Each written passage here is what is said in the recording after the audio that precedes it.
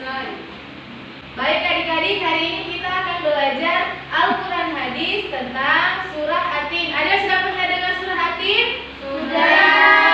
Sudah hafal? Angkat tangan yang sudah hafal. Saya. Ya. Tidak yakin. Jadi surah Atin adalah surah ke-95 dalam Al-Quran. Nah, surat ini terdiri atas 8 ayat dan termasuk golongan surah Makkiyah. Nah, surah ini diturunkan setelah surah Al-Buruj. Nama Atin diambil dari kata atin yang terdapat pada ayat pertama surat Atin yang artinya buah tin. Nah, sekarang kita akan membagikan surah Atin. Nanti kita baca bersama-sama ya. Iya.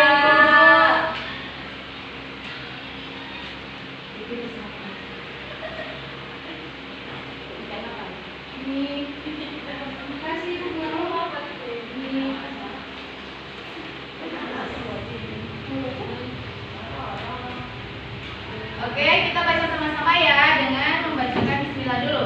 1, 2, 3. Bismillahirrahmanirrahim. Wattini wazzaitun wa turi sinin wa hadzal baladil amin. Laqad khalaqnal insana fi ahsani taqwim. Summa radadnahu asfala safilin. Illal ladzina amanu wa amilus solihati falahum ajrun ghairu mamnun. Fama yukadzibuka ba'du biddin. Alaihissallahu biahkamil hakimin. Ayo bersama-sama dibaca artinya. Yang pertama, demi pohon ara dan pohon zaitun, dan demi gunung Sinai, dan demi kota yang aman. Sesungguhnya kami menciptakan manusia dalam bentuk ciptaan yang paling baik. Lalu kami mengembalikan dia menjadi ciptaan yang paling rendah. Kecuali orang-orang yang beriman dan berbuat kebaikan, mereka akan mendapat ganjaran yang tak ada putusnya. Maka siapakah sesudah itu yang mendustakan engkau tentang keputusan? Bukankah Allah itu hakim yang paling baik? Nah, selanjutnya kita akan mengetahui sebab turunnya surah Atin. Jadi, proses atau sebab turunnya surah Atin kepada Nabi Muhammad SAW disebut juga sebagai asbabun nuzul surah Atin. Nah, sebagaimana yang telah diriwayatkan Ibnu Jarir dan selanjutnya kita akan belajar tentang sebab turunnya surah Atin, yaitu proses atau sebab turunnya surah Atin kepada Nabi Muhammad SAW disebut juga sebagai asbabun nuzul surah Atin. Sebagaimana yang diriwayatkan oleh Ibnu Jarir dari Al-Awfi yang berasal dari Ibnu Abbas, surah Atin turun karena pada suatu waktu para sahabat Nabi Muhammad SAW bertanya terkait bagaimana amalan seseorang saat sudah pikun atau kurangnya daya ingat seseorang. Maka Allah Subhanahu wa Ta'ala akhirnya menurunkan surah Atin untuk memberikan penjelasan bahwa orang-orang yang beriman dan beramal saleh akan tetap mendapatkan pahala yang tiada putus meskipun mengalami pikun atau berkurangnya daya ingat. Nah, tidak hanya itu, dalam surah Atin juga berisikan tentang sebuah peringatan kepada umat manusia untuk senantiasa beribadah dan beramal saleh hanya kepada Allah Subhanahu wa Ta'ala. Nah, selanjutnya diperhatikan isi kandungan surah Atin. Nanti adik-adik akan ibu beri tugas dan akan membacakan isi kandungannya masing-masing perwakilan kelompok di depan kelas. Nah, jadi isi kandungan surah Atin yang pertama, dalam surah Atin ayat 1 sampai 3 itu terdapat buah tin, buah zaitun, dan bukit Sinai. Nah, dan kota yang aman. Menurut sebagian ahli tafsir, tin merupakan tempat tinggal Nabi Nuh alaihi salam, yakni di kota Damaskus yang memiliki banyak pohon tin. Nah, sedangkan zaitun adalah Baitul Maqdis yang berlokasi di Yerusalem, Palestina, tempat kelahirannya Nabi Isa alaihi salam. Nah, bukit Sinai merupakan sebuah gunung bukit tempat Allah Subhanahu wa taala berbicara langsung kepada Nabi Muhammad alaihi salam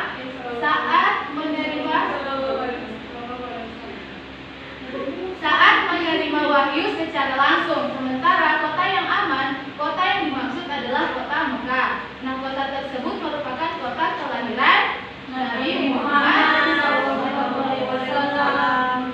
Nah, selanjutnya yang kedua, surah At-Tin mengandung penjelasan bahwa Allah Subhanahu wa taala telah menciptakan manusia dalam bentuk sebaik-baiknya, baik jasmani dan rohani, dengan bentuk yang indah, ukuran yang berbeda-beda dari makhluk ciptaannya yang lain, yaitu menganugerahkan sejumlah potensi yang dilengkapi dengan akal dan nafsu, sehingga manusia bisa mendapatkan kemuliaan dan keutamaan dibandingkan makhluk lainnya.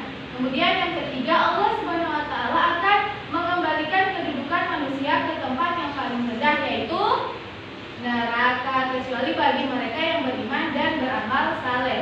Karena orang-orang yang beriman dan beramal saleh akan tetap mendapatkan pahala tiada putus dari Allah Subhanahu wa taala, yaitu surga. Namun ada pula yang menafsirkan kedudukan manusia paling rendah ialah sebagai layaknya manusia saat baik.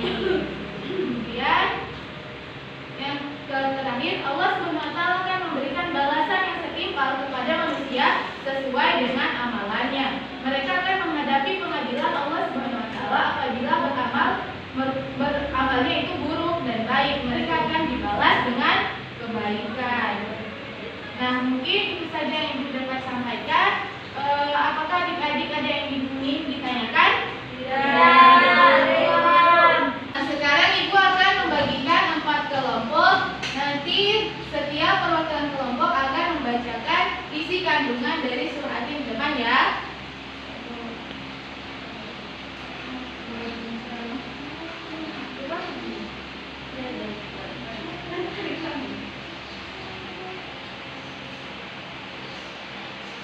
Oke, untuk kelompok 1 mungkin boleh dibacakan di depan.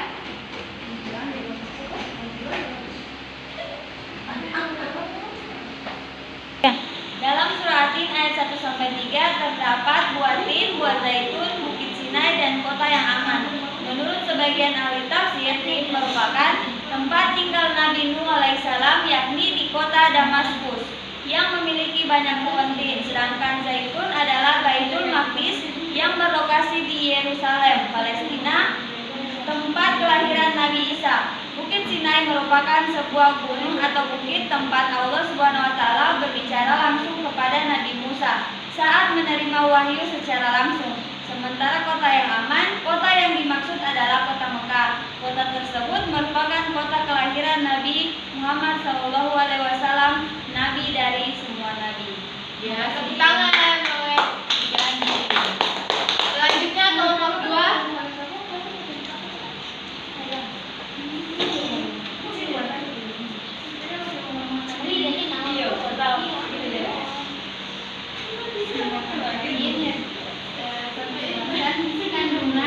Yang pertama, yang kedua, surat At-Tin mengandung penjelasan bahwa Allah Subhanahu wa taala telah menciptakan manusia dalam bentuk sebaik-baiknya, baik jasmani dan rohani, dengan bentuk yang indah, ukuran yang berbeda-beda dari makhluk ciptaan lainnya, menganugerahkan sejumlah potensi yang dilengkapi dengan akal dan nafsu, sehingga manusia bisa mendapatkan kemuliaan dan keutamaan dibandingkan makhluk lainnya.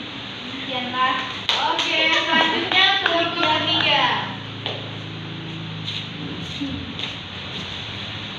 Jadi yang ketiga yaitu Allah Subhanahu wa taala akan mengembalikan kehidupan manusia ke tempat yang paling rendah, yaitu neraka, kecuali bagi mereka yang beriman dan beramal saleh. Karena orang-orang yang beriman dan beramal saleh akan tetap mendapatkan pahala tidak putus dari Allah Subhanahu wa taala, yaitu surga. Namun ada pula yang menafsirkan kehidupan manusia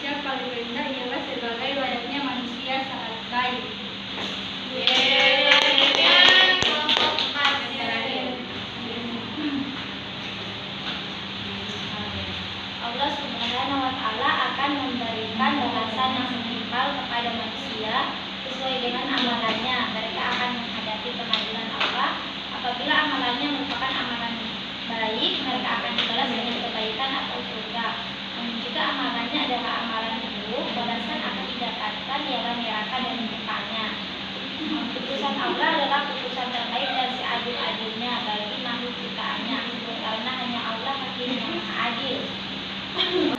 Nah, jadi itulah pembelajaran kita hari ini, yaitu tentang, ada yang tahu?